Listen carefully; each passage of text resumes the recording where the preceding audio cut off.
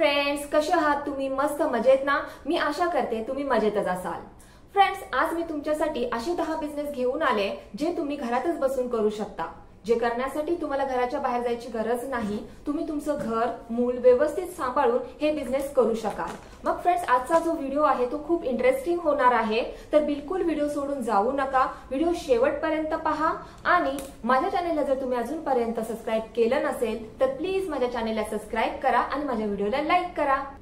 व्हिडिओला सुरुवात करण्याअगोदर मी तुम्हाला एक गोष्ट समजावून सांगते की तुम्ही कोणताही बिझनेस करण्याचा निर्णय घ्या, तो बिझनेस यशस्वीरित्या चालवण्यासाठी तुम्हाला खूप मेहनत करावी लागेल।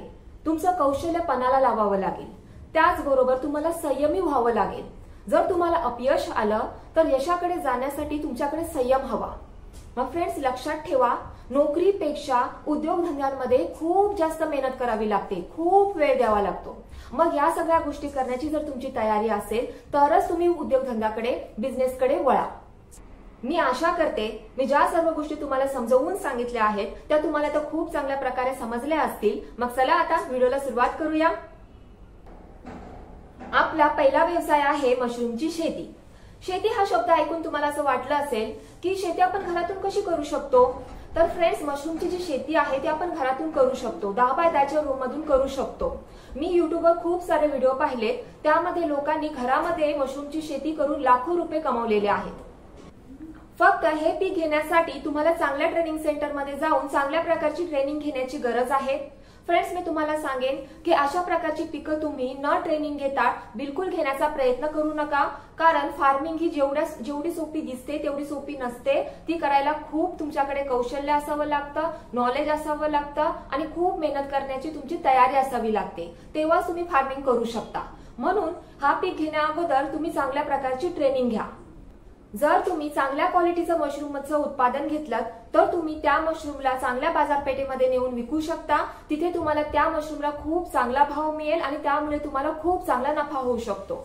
त्यामुळे फ्रेंड्स, तुम्ही अशा प्रकारची शेती करू शकता, फक्त चांगल्या प्रकारची ट्रेनिंग घ्या आणि मगच या व्यवसायाकडे वळा। आपला पुढचा व्यवसाय आहे पेट सिटिंग। पेट सिटिंग हा एक नवीन उद्योग आहे। आता याकडे लोक खूप वळत आहेत, कारण सध्या असा ट्रेंड चालू आहे की खूप लोक आपल्या घरामध्ये पाळीव प्राणी पाळत आहेत। मग या पाळीव प्राण्यांना कधी कधी सांभाळण्यासाठी त्यांना कोणाकडे तरी द्यावं लागतं, कारण त्यांना बाहेर जायचं असतं, अर्जंट काम वगैरे असतात। त्यामुळे हे पेट सिटिंग आता सुरू झालेलं आहे। शहरामध्ये या व्यवसायाला खूप डिमांड आहे, कारण शहरामध्ये जी कुटुंब असतात ती एकटी राहत असतात। मग जेव्हा त्यांना कधी अडचण येते किंवा त्यांना बाहेर जावं लागतं तेव्हा त्यांच्या पाळीव प्राण्यांचा खूप मोठा प्रश्न निर्माण होतो त्यांच्या समोर। मग अशा वेळी तुम्ही त्यांचे पाळीव प्राणी आपल्या घरी ठेवून घेऊ शकता, त्यांची काळजी घेऊ शकता आणि त्याच्या बदल्यामध्ये त्यांच्याकडून चांगले पैसे मिळवू शकता। फ्रेंड्स, हे खरं आहे की शहरामध्ये या बिझनेसला खूप चांगली डिमांड आहे, पण याचा अर्थ असा बिलकुल नाही की तुम्ही हा बिझनेस गावाकडे नाही करू शकत। गावाकडे सुद्धा लोकांकडे पाळीव प्राणी असतात, जसं गाय, म्हैस, शेळ्या त्यांच्याकडे सुद्धा असतात। मग तुम्ही जर त्यांना कधी प्रॉब्लेम आला तर त्यांची जे पाळीव प्राणी आहेत त्यांची काळजी घेऊ शकता आणि त्याच्या बदल्यामध्ये त्यांच्याकडून चांगले पैसे मिळवू शकता। यानंतरचा आपला तिसरा बिझनेस आहे रोटी मेकिंगचा बिझनेस। या बिझनेसमध्ये तुम्ही भाकरी चपाती बनवून तुमच्या कस्टमर्सना विकू शकता। माझ्या गावाकडे हा बिझनेस खूप चांगल्या प्रकारे चालतो। आमच्या गावातल्या ज्या महिला आहेत तो खूप चांगल्या प्रकारे हा बिझनेस करत आहेत। आम्ही आग्री आहोत, आम्ही तांदळाच्या भाकरी खातो। या तांदळाच्या भाकरी बनवून गावातल्या महिला खूप चांगल्या प्रकारे पैसे मिळवत आहेत। तुम्ही शहरामध्ये सुद्धा हा बिझनेस करू शकता। तुमच्या बिल्डिंगमध्ये, तुमच्या सोसायटीमध्ये तुम्ही चपाती भाकरी करून विकू शकता आणि चांगल्या प्रकारचे पैसे मिळवू शकता। जर तुम्हाला पुढे जाऊन हा बिझनेस वाढवायचा असेल तर तुम्ही हॉटेलवाल्यांना, खानावळवाल्यांना तुमच्या चपाती आणि तुमच्या भाकरी देऊ शकता आणि अजून जास्त पैसे मिळवू शकता। त्याचबरोबर तुम्ही लग्नांच्या, मोठ्या मोठ्या कार्यक्रमांच्या सुद्धा ऑर्डर्स घेऊ शकता आणि तिथे सुद्धा तुमच्या भाकरी आणि चपात्या देऊ शकता आणि यामध्ये सुद्धा तुम्हाला खूप जास्त नफा मिळू शकतो। चौथा आहे युट्यूब चॅनल बनवणे। फ्रेंड्स, तुम्ही स्वतःचं युट्यूब चॅनल बनवू शकता आणि माझ्यासारखे व्हिडिओ बनवून त्या युट्यूब चॅनलवर टाकू शकता। जर तुम्ही चांगल्या प्रकारे काम केलं आणि जर तुमच्या चॅनलला खूप चांगला लोकांचा रिस्पॉन्स मिळाला तर तुम्ही या चॅनलद्वारे खूप पैसे कमवू शकता। तुम्हाला एखादं युट्यूब चॅनल चालवण्यासाठी खूप कौशल्याची गरज आहे। तिथे तुम्हाला खूप साऱ्या आयडियाज वापराव्या लागतात, खूप मेहनत करावी लागते। मी तुम्हाला सांगते, मला एक व्हिडिओ बनवण्यासाठी 7 ते 8 तास लागतात। त्या अगोदर तो व्हिडिओ स्टार्ट करण्या अगोदर मला खूप अभ्यास करावा लागतो। पहिल्यांदा कोणत्या टॉपिकवर हा व्हिडिओ बनवायचा आहे हा विचार करावा लागतो, नंतर त्या टॉपिकचा अभ्यास करावा लागतो, त्यानंतर मी त्या टॉपिकवर व्हिडिओ बनवते आणि तुमच्या समोर घेऊन येते। जर तुमच्याकडे खूप चांगलं कौशल्य असेल आणि त्यासोबत तुमची मेहनत करण्याची खूप चांगली तयारी असेल तर तुम्ही नक्की एक YouTube चॅनल स्टार्ट करू शकता। पुढचा आपला व्यवसाय आहे रिसेलिंग करणे। तुम्ही मिशो सारख्या ऍपद्वारे रिसेलिंग करू शकता। तुम्ही या ऍप्सचे जे प्रोडक्ट्स असतात ते तुम्ही तुमच्या मित्रपरिवारामध्ये व्हॉट्सअपवर, फेसबुकवर विकू शकता। या प्रोडक्ट्सद्वारे तुम्हाला चांगल्या प्रकारचं कमिशन मिळू शकतं। त्याचबरोबर काही दुकानदार सुद्धा रिसेलरना प्रोडक्ट देत असतात। तुम्ही अशा दुकानदारांकडून प्रोडक्ट्स घ्या आणि ते प्रोडक्ट्स तुमच्या नातेवाईकांमध्ये, तुमच्या मित्रपरिवारांमध्ये, तुमच्या शेजाऱ्यांमध्ये सेल करा आणि चांगल्या प्रकारचं कमिशन मिळवा। फ्रेंड्स, यानंतर आहे अगरबत्ती आणि मेणबत्तीचा बिझनेस करणे। तुम्हाला यासाठी हे प्रोडक्ट बनवण्याचं स्किल आत्मसात करावं लागेल, चांगल्या प्रकारची ट्रेनिंग घ्यावी लागेल, त्यानंतरच तुम्ही अगरबत्ती आणि मेणबत्ती बनवू शकता आणि त्या सेल करून चांगल्या प्रकारचा मुनाफा मिळवू शकता। तुम्ही तुमचे हे प्रोडक्ट्स विकण्यासाठी फ्लिपकार्ट, अमेझॉन यांसारखे जे शॉपिंग ऍप आहेत त्यांची मदत घेऊ शकता। तुम्ही या ऍप्सवर जाऊन तुमचे as a seller account open करू शकता आणि तिथे जाऊन तुमचे जे प्रोडक्ट्स आहेत ते विकू शकता।